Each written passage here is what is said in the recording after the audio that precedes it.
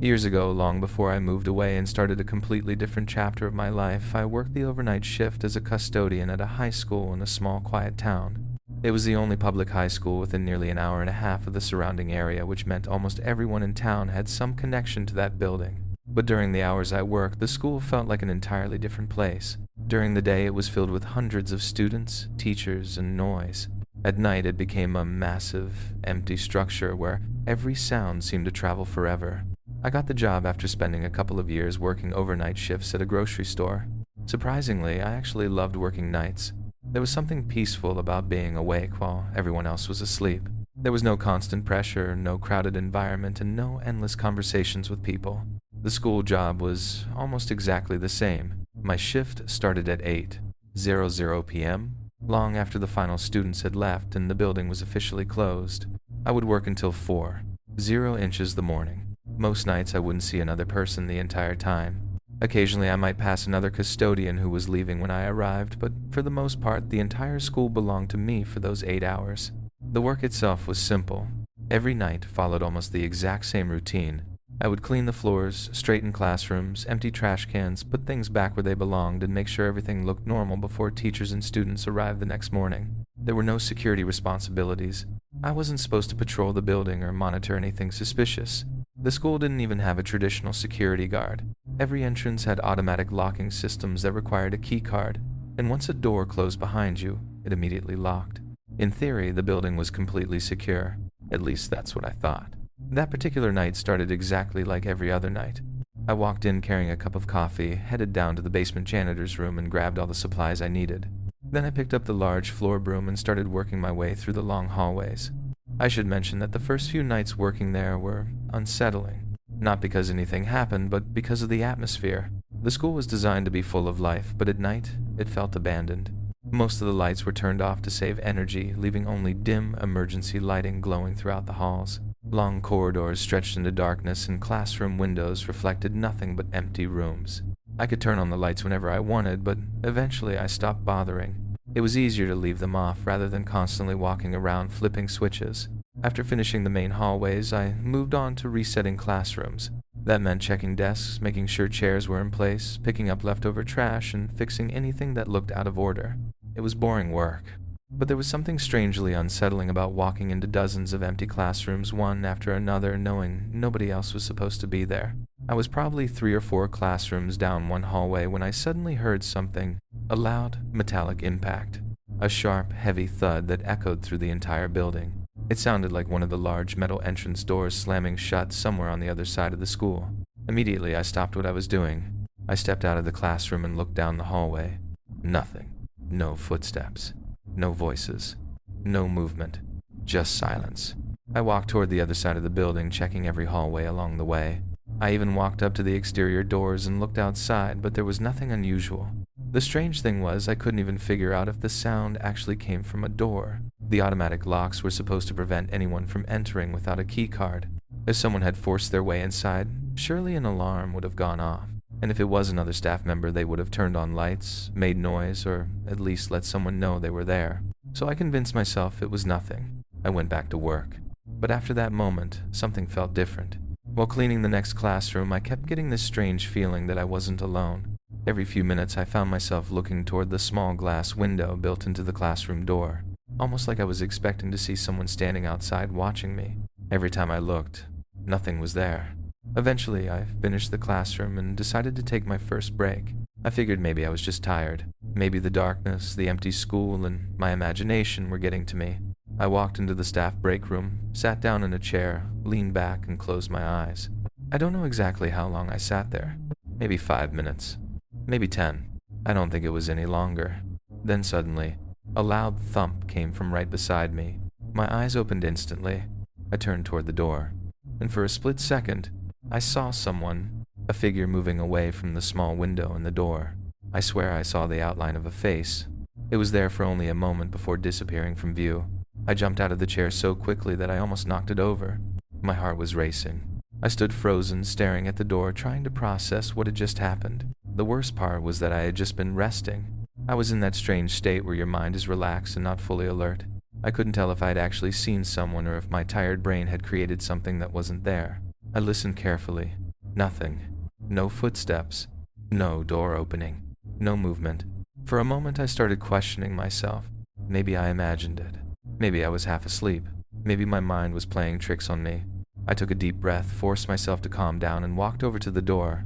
I opened it. The hallway outside was dark and completely empty. I stepped out and checked the surrounding area.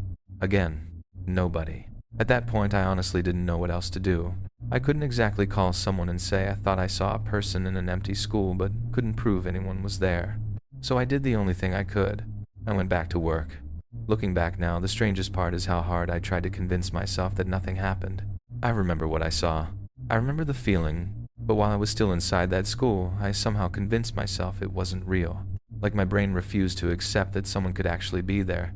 For the next hour, I continued cleaning classrooms on the other side of the building. I still felt uneasy, but I told myself that after I went home, slept, and looked back on it later, I would probably laugh at how scared I had been. Eventually, I finished that section of the school and headed back downstairs to the basement to prepare for mopping. I filled the bucket with water and stood there waiting as it slowly rose. The building was silent again. Then I heard something. Footsteps. Slow footsteps. Coming from upstairs. At first I thought maybe it was just the building settling, but then the footsteps continued. One step, then another. They were moving down the hallway, coming closer, closer, until they stopped directly outside the basement door at the top of the stairs. I froze. I stared up toward the doorway. My hands tightened around the mop handle. The darkness at the top of the stairs suddenly felt different, because now I wasn't wondering if someone was there. I knew someone was there, and deep down I knew the person I saw earlier had been real. Whoever was standing above me had stopped only a few feet away. For nearly 30 seconds, nothing happened. The silence was unbearable. Then slowly, a figure leaned into the doorway, just enough for them to look down the stairs at me. The moment our eyes met, they immediately pulled back, and then I heard them run, fast. Their footsteps exploded down the hallway, moving away toward the other side of the school, and I just stood there, frozen. I wish I could say I did something brave. I wish I ran after them, grabbed my phone, called the police, or even screamed. But I didn't. I just stood there completely frozen, trying to convince myself that what was happening wasn't real, because the terrifying truth was finally impossible to ignore. Someone else was inside that school with me, and they had been there the entire time. The shock of what I had just witnessed completely paralyzed me. For what felt like an eternity, I stood there in the basement, unable to move. I just listened. I was terrified that if I made a sound, whoever was inside the school would know exactly where I was. I stayed frozen for what was probably 2 or 3 full minutes, staring at the empty staircase and trying to convince myself to move. Finally, I forced myself to take a step, then another. Slowly and quietly, I walked up the stairs and carefully looked down the hallway. Nothing. No footsteps. No shadow. No movement. The hallway looked exactly the way it always had. Dark, silent. Completely empty. For a moment, I wondered if I had imagined everything. Maybe the exhaustion, the isolation, and the strange atmosphere of the school had gotten inside my head. But deep down, I knew what I saw. I walked toward the end of the hallway where I could see the main entrance doors. And then I ran. I didn't walk. I didn't try to investigate. I didn't look back. I sprinted straight through the school, pushed open the doors, and rushed outside to my car. The second I locked myself inside, I grabbed my phone and called the police. They arrived quickly only a few minutes later. But when they searched the building, they found absolutely nothing. No person. No sign of anyone hiding. No explanation for what had happened. The most frustrating part was that the school only had a few security cameras, and they were positioned only around the entrances and exits. According to the footage, nobody entered the building after I arrived. But that didn't mean nobody was inside. Someone could have entered earlier in the day and hidden somewhere before the school closed. Someone could have found another way inside. There were too many possibilities and no way to prove what had happened. Even the biggest question remained unanswered. Why was someone inside the school in the first place? What were they doing there? And how long had they been watching me? I never found out. But after that night, I knew one thing for certain. I wasn't going back. I quit that job shortly afterward. Even years later, just thinking about walking through those empty hallways alone in the middle of the night still makes me uneasy. There was something deeply disturbing about knowing that a place I thought was completely secure had someone hiding inside it. Someone who watched me. Someone who followed me. And someone who disappeared before I ever found out who they were. Almost a decade ago, I worked overnight at a remote travel stop along a quiet highway in Wyoming. It wasn't a huge business. It was basically a gas station with a small convenience store attached, but it offered a few extra services for truck drivers and people traveling long distances. There were showers, laundry machines, basic supplies, the kind of place where exhausted travelers could stop, rest, and continue their journey. The location itself was incredibly isolated. It sat halfway between two small towns, and the nearest major city was about 4 hours away. Most nights were extremely quiet. There weren't many customers, especially after midnight. On this particular night around 11:00 p.m., I put on my headphones and started working on inventory. I was checking stock levels, making notes about what needed to be ordered, and organizing supplies. Normally wearing headphones wasn't a problem. Overnight customers were rare, and whenever someone pulled into the parking lot, I could always see their headlights shining through the front windows before they even walked inside. But about 30 minutes into my work, something made me stop. I don't know what it was. Maybe instinct. Maybe just that strange feeling you get when you suddenly realize you aren't alone. I turned around, and there was a man standing directly behind me. I jumped. I hadn't heard the door open. I hadn't seen headlights outside. I hadn't heard footsteps.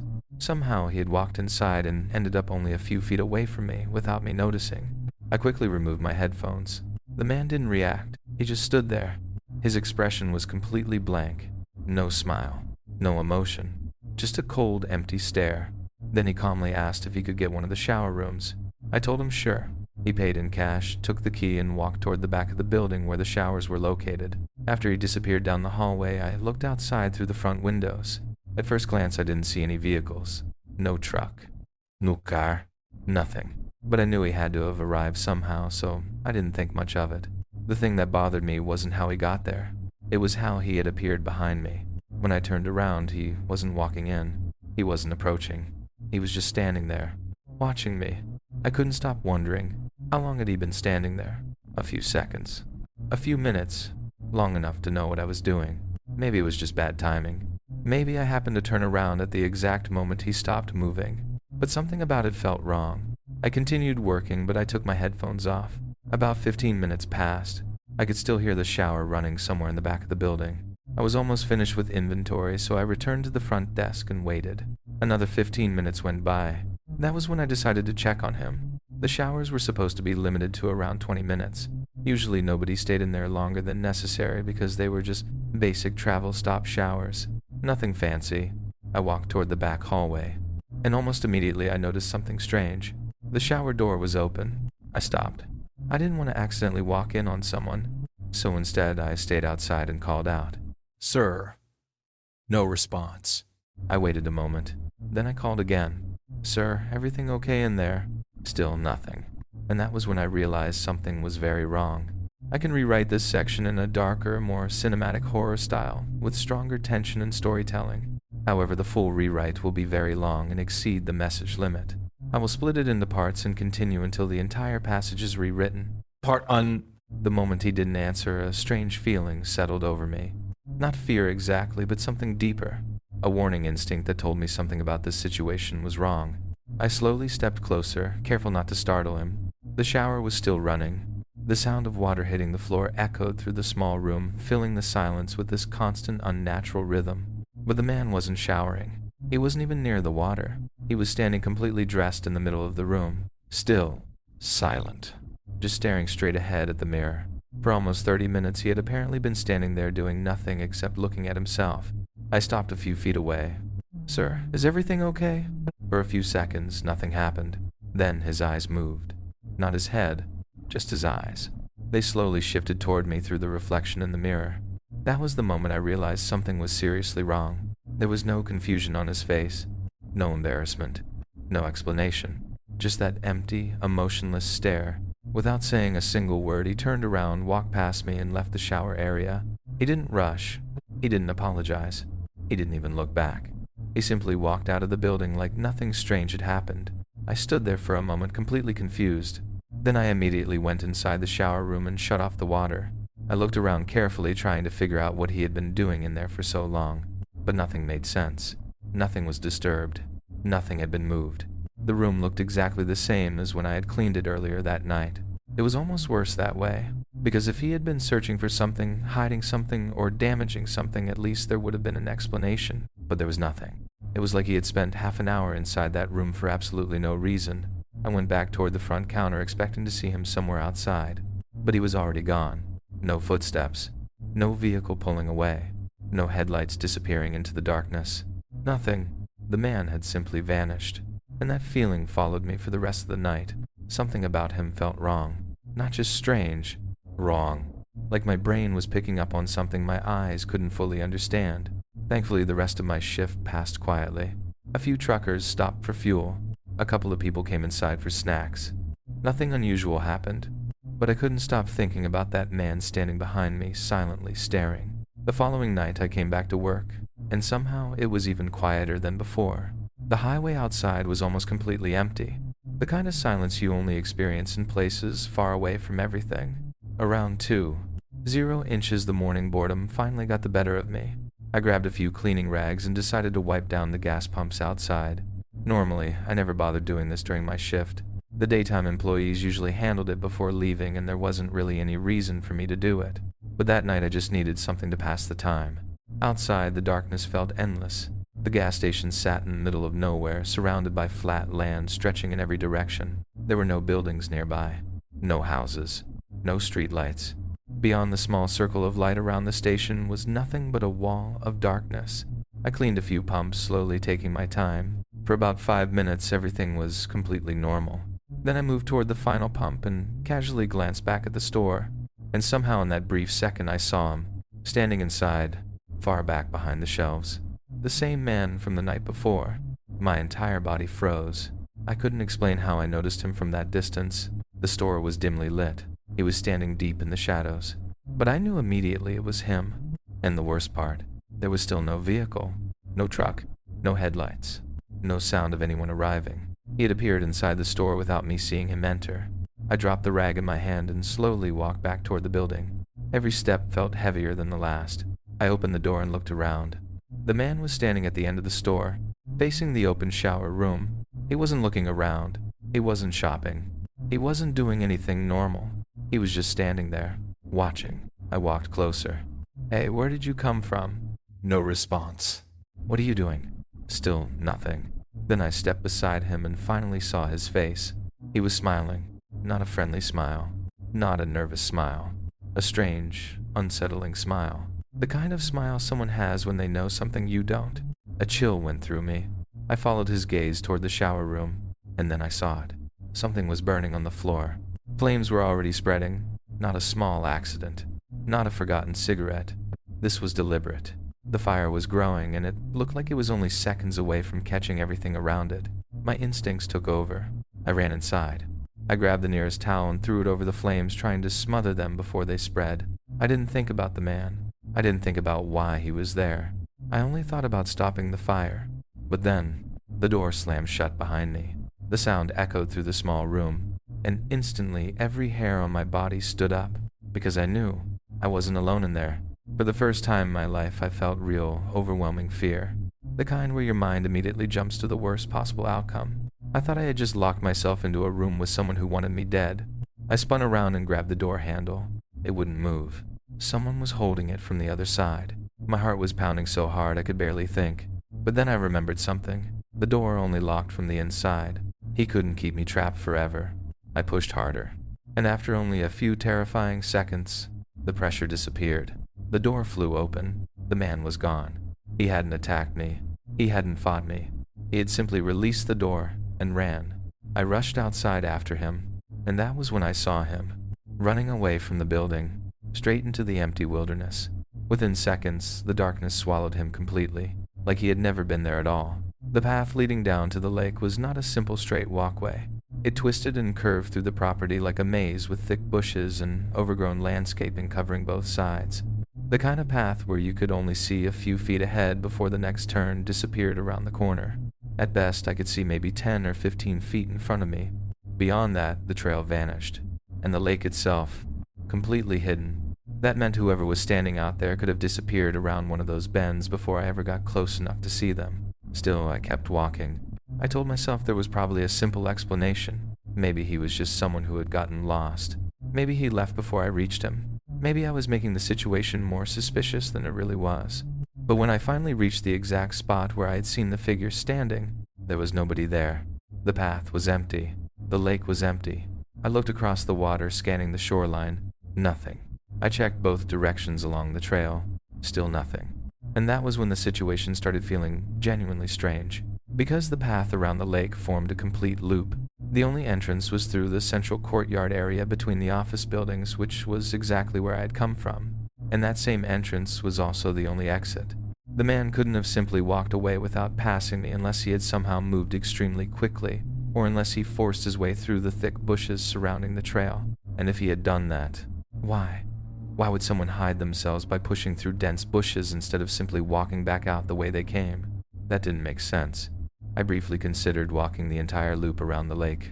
It would only take about 15 or 20 minutes. Maybe I would find him somewhere. Maybe I would figure out what he was doing there. But the longer I thought about it, the worse the idea sounded.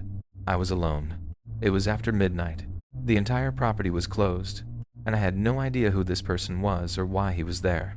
Searching for him in the dark suddenly felt like the exact opposite of what I should be doing, so I turned around. I walked back toward the office buildings, locking every door behind me as I went. When I got back inside, I headed straight to the security room. The first thing I did was pull up the outdoor camera feeds. I wanted to see if I could spot him somewhere. Maybe he had returned to the parking lot. Maybe he was hiding somewhere on the property. Maybe the cameras would explain what happened.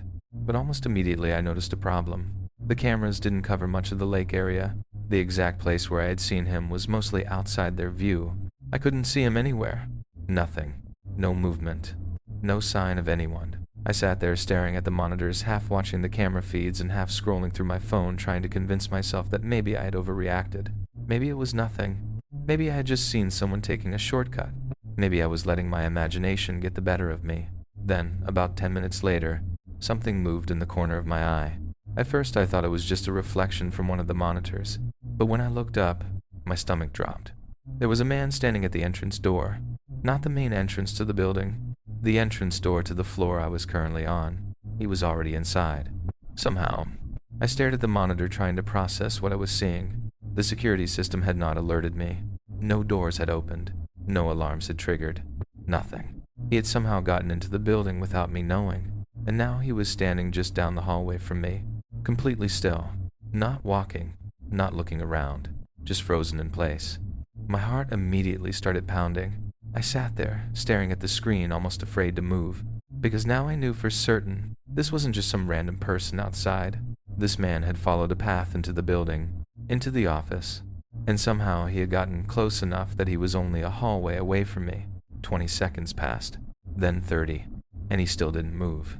The silence was what bothered me the most. The entire building felt unnaturally quiet.